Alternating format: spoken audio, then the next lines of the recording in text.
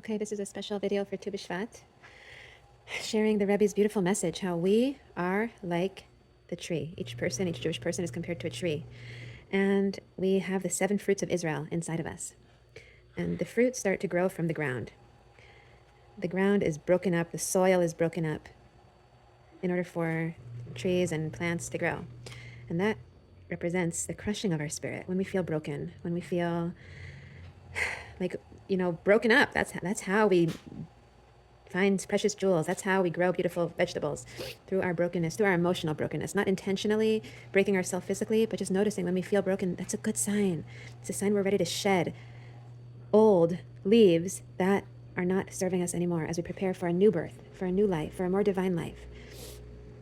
So in our process of getting ready to shed our old leaves and grow new leaves, as the trees do every year, the first Shiva minim that we discover inside of us, the first of the 7 types, is the wheat.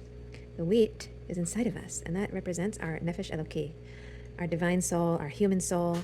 It's the most essential, basic part of us that, we think like that's all there is, but that's just a part.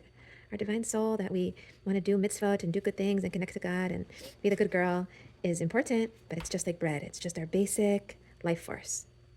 Then we go to a deeper life force, which is our animal soul. And that represents the barley, which is an animal food. And as we refine our animal parts, our lust, our selfishness, all of our human, animalistic tendencies, that gives us a deeper power even. And that reveals the barley inside of our systems. So we have wheat, barley, and then grapes. The grapes inside of us is used to create wine. And that represents joy. Wine brings joy. That represents joy in our service of God. We can just do the things, we can just, do all the things we need to do, but infusing our service with joy and feeling joy in our service is inside of us. As we start to, again, shed all the layers and all the beliefs, stuff that served us for a long time and doesn't serve us anymore, we reveal a deep joy, a deep grape inside of us, a delight in our life, a delight in our body, delight in our circumstances. Then the next thing that we reveal inside of us is the pomegranate. And the pomegranate, in addition to representing mitzvot, also represents how they're like in little pockets. Each seed is in its own pocket, and these white little pockets. And that represents that our mitzvot, our deeds, our moments of connection to God are individual, one at a time, noticing with presence, what does God want from me right now? I don't need to do a million things at once, one at a time.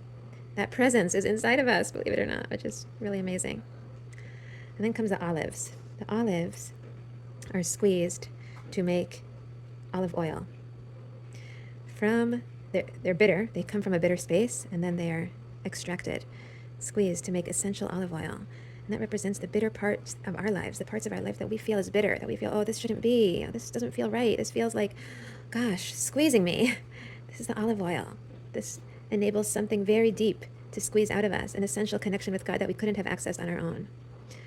And then there's the figs that grow on a fig leaf. They have big fig leaves, which is from the word or, kotnot or, the Adam and Chava sowed for themselves fig leaves in Gan Eden.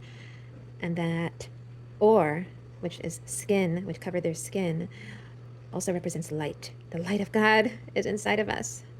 And we can start to reveal that, start to feel that slowly, slowly. And then the dates, last but not least, grow on a palm tree. And they take 70 years to develop honey, to grow dates.